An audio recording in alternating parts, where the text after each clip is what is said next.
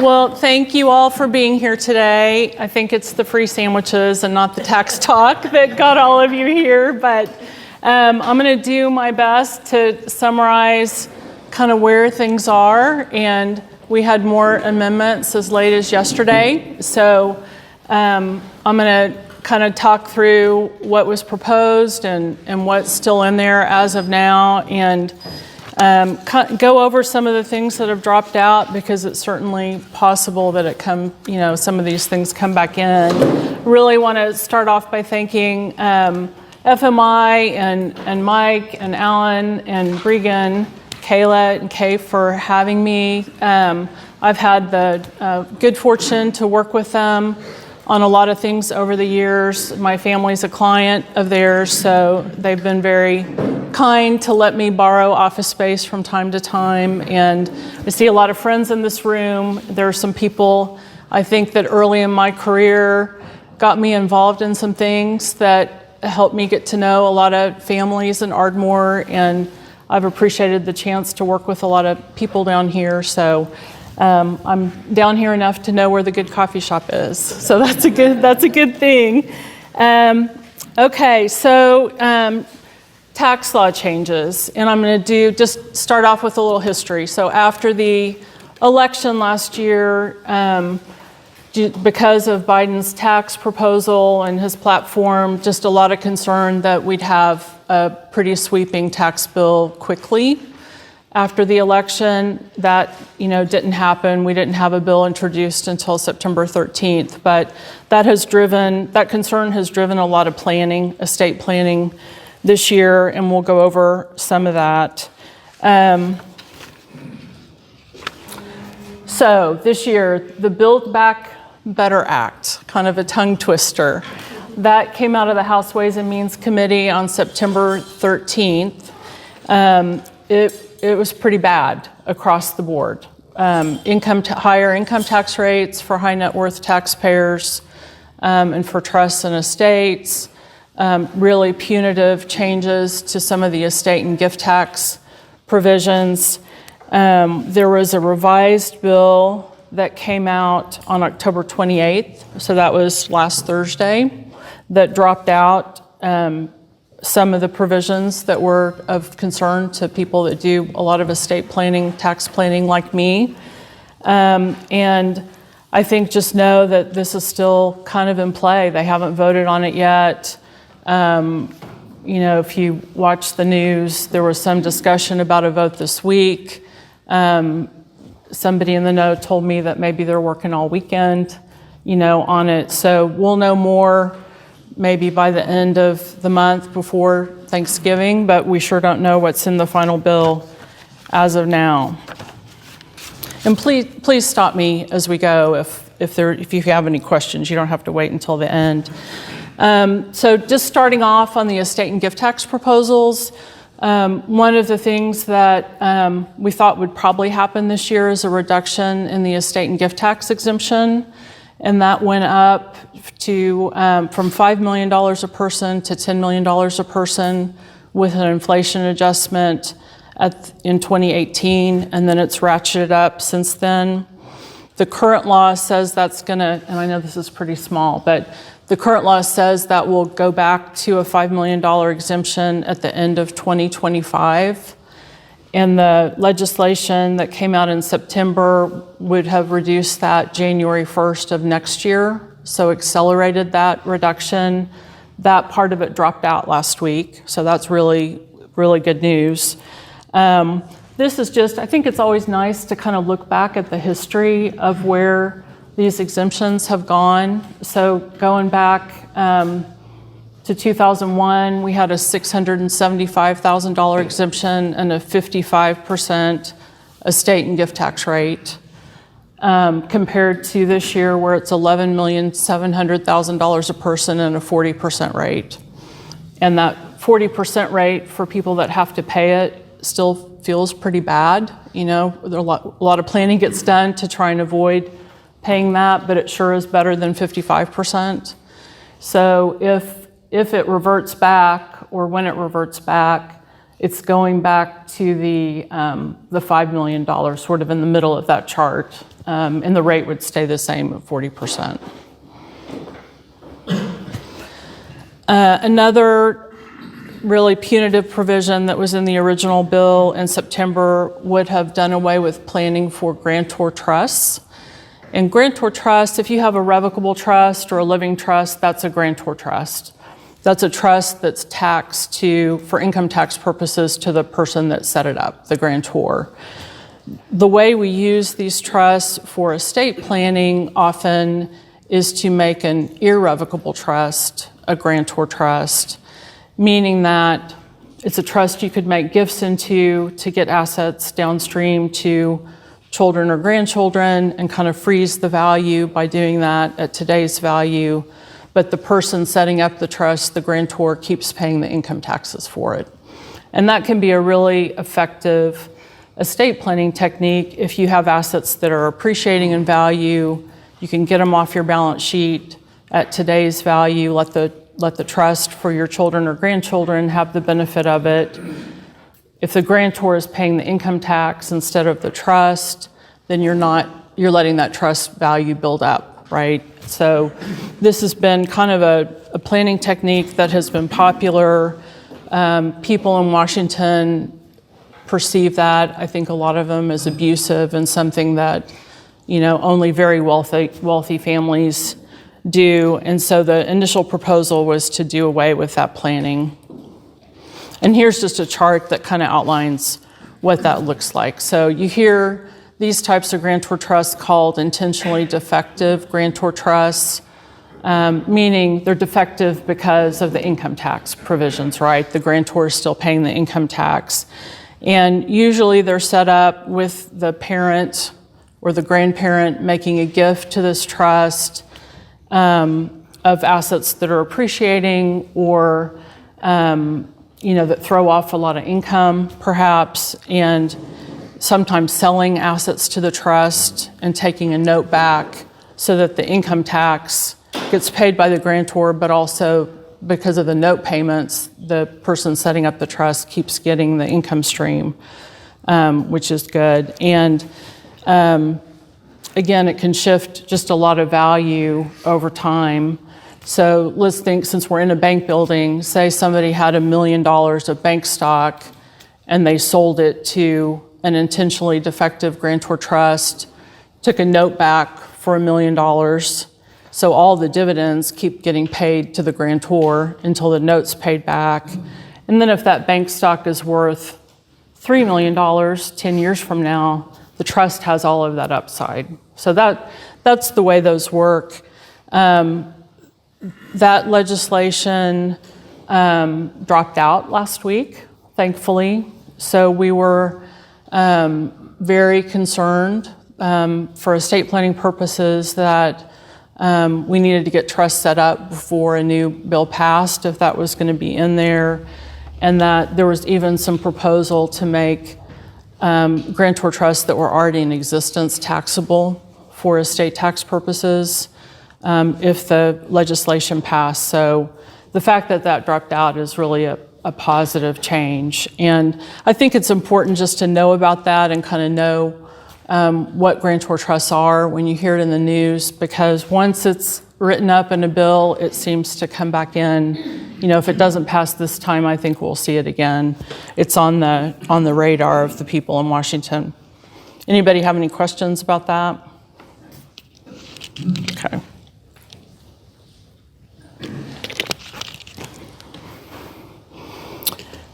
You may have heard the acronym SLAT, S-L-A-T. That stands for a spousal limited access trust, and that's a type of intentionally defective grantor trust that has a spouse as a beneficiary instead of just children and grandchildren. A lot of people have been creating these trusts to use their higher exemption before it potentially went back down.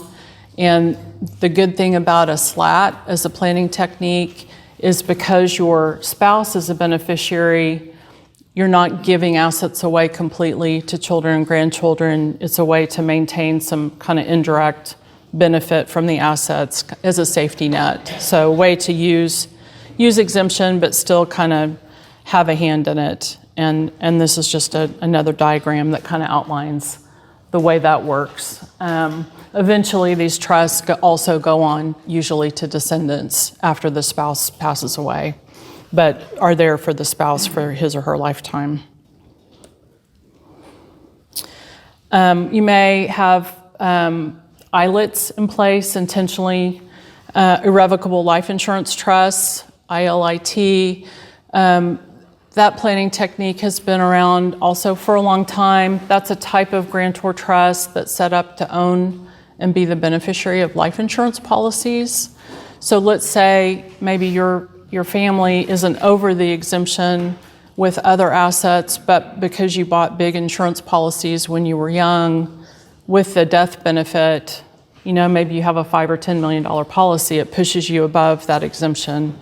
Well, this has always been a way that you could get that life insurance out of your taxable estate as a planning technique. And again, if these grantor trust rules were ever to go into effect, it would also do away with this kind of planning and make life insurance policies taxable that people thought they didn't have to worry about anymore. And then just a couple more to touch on, just so you kind of hear the acronyms and are familiar with it. So we love acronyms as estate planners. GRATs stand for Grantor Retained Annuity Trust. That's a kind of trust that maybe you have, again, let's take that $1 million of bank stock. You put that in a GRAT, you take an annuity payment back, and there's a calculation under the IRS rules that you run, and you use the interest rate that's published by the IRS as the rate of return on that. So that rate, because interest rates have been very low, that's 1.4% for this month. So if your asset that you're putting in this trust is appreciating at 7%, that spread between the 1.4% and the 7% is getting on downstream to children, grandchildren without having to treat it as a gift or pay any tax on that.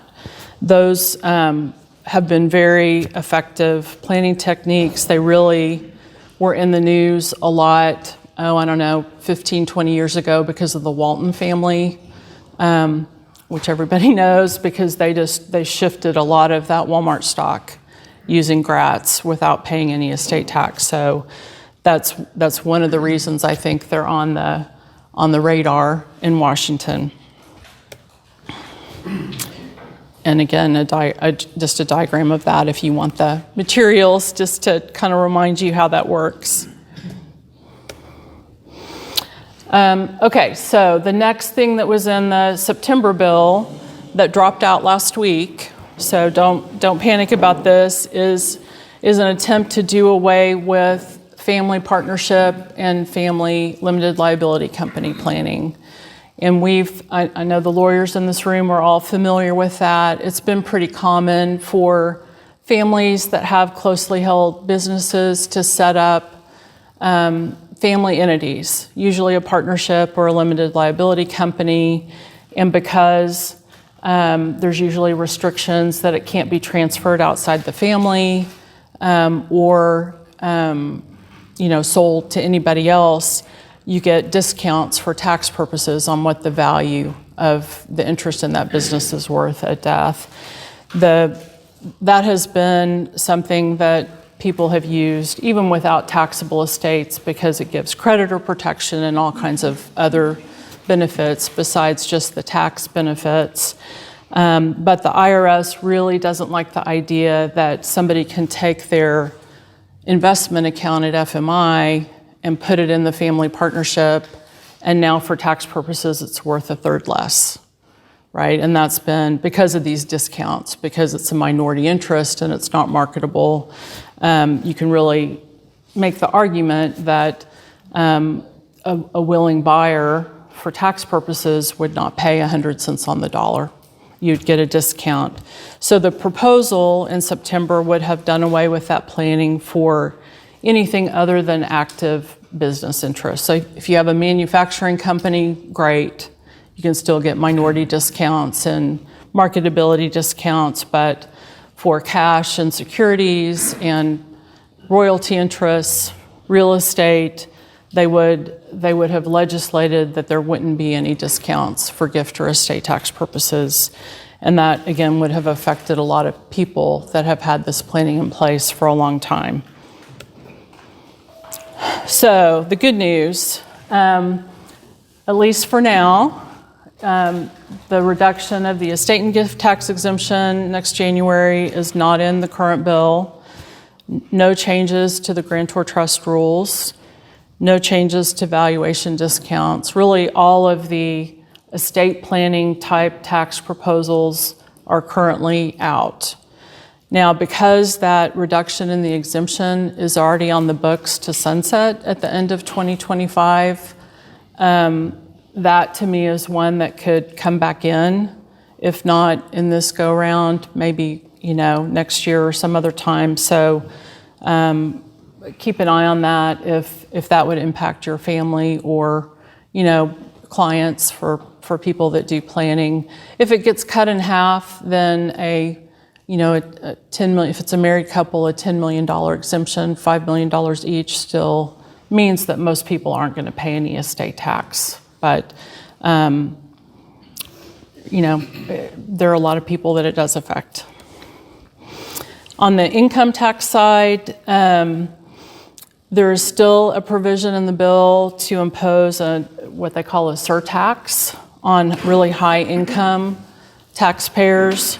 So the original proposal on this was a 5% tax on adjusted gross income of individuals that had income over $5 million. The revised bill raises that to $10 million.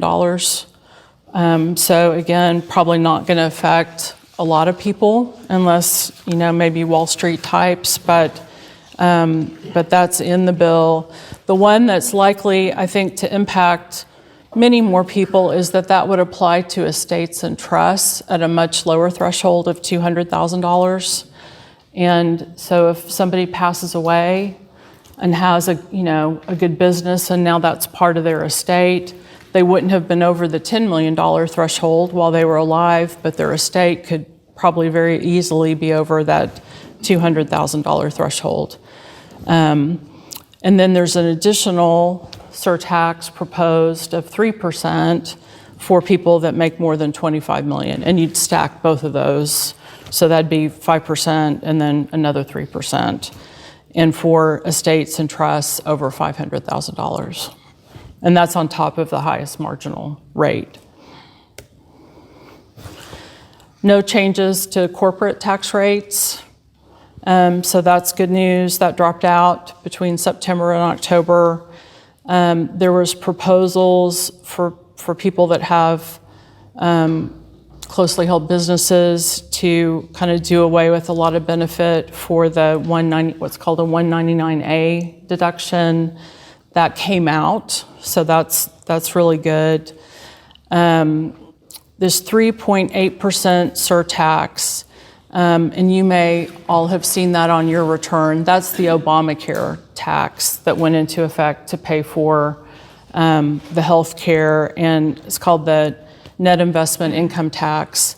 That has only been applicable to passive income until now, and the new law would make that apply to all business income, and there wouldn't be any what's called a material participation exemption. So right now you don't pay that tax if it's on business income or you're a trustee of a trust that owns stock in a company and you're active in the business.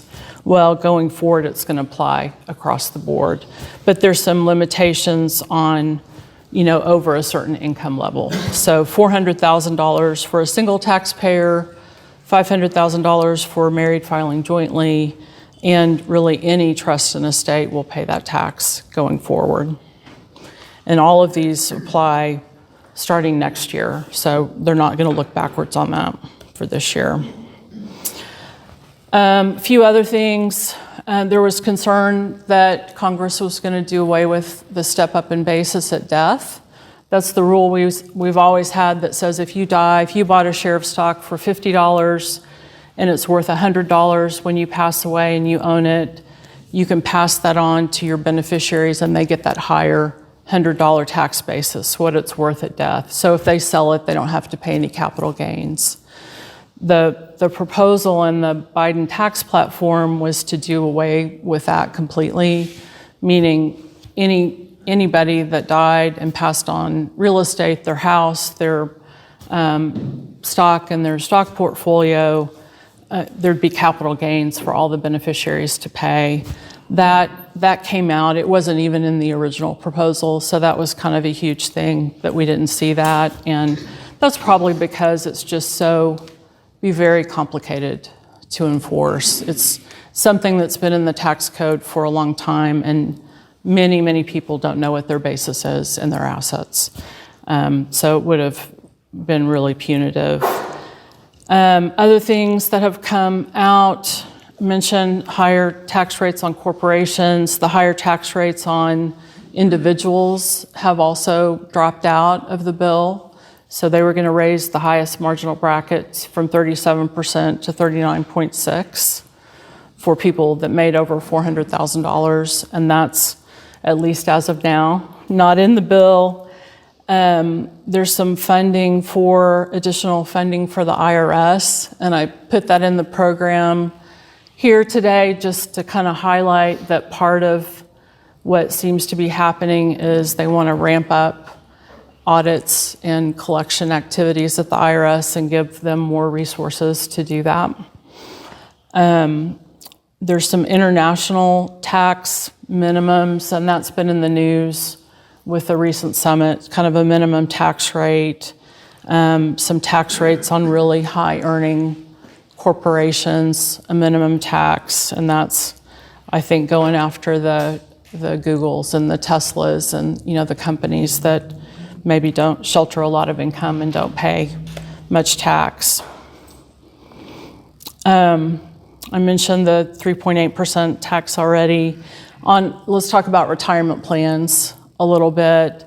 The original legislation in September would have really done away with Roth IRAs for people that made over about $400,000, including conversions. So today, you may not be able to contribute to a Roth, but if you're willing to pay the income tax and convert a regular IRA to a Roth IRA, there's no limitation on being able to do that. And the law would have changed that and eliminated the ability.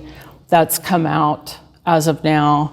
There are still some retirement plan provisions in the bill with a future effective date for really people that have really big IRAs, like $10 million or more. So you might just, if you're one of those people, you might just keep an eye on that part of it. And then long-term capital gains rates, because a lot of us pay capital gains if we sell investment assets. The proposal was to increase that rate from 20% to 25%, starting after September 13th of this year. That's when the original bill was introduced. That's not in there today. So again, a positive change on that, and hopefully that won't come back in. And no increase in the income tax rates except for over those very high thresholds. So it ain't over till it's over, as Yogi Berra would say. So we had September 13th with all these really kind of big and bad proposals. Then last week, a lot of those dropped out. Yesterday afternoon, there were some amendments. They're apparently still working on it in Congress, as we speak. So some of these things I talked about could slip back in to the bill, which may or may not pass, at the end of the day. Who knows if there's enough votes to pass anything in Washington. So I think the message is just pay attention if any of the, items I mentioned might apply to you or your clients or people that you know, and we may have a vote, next week or in the coming weeks, and we'll know exactly what we're dealing with for next year.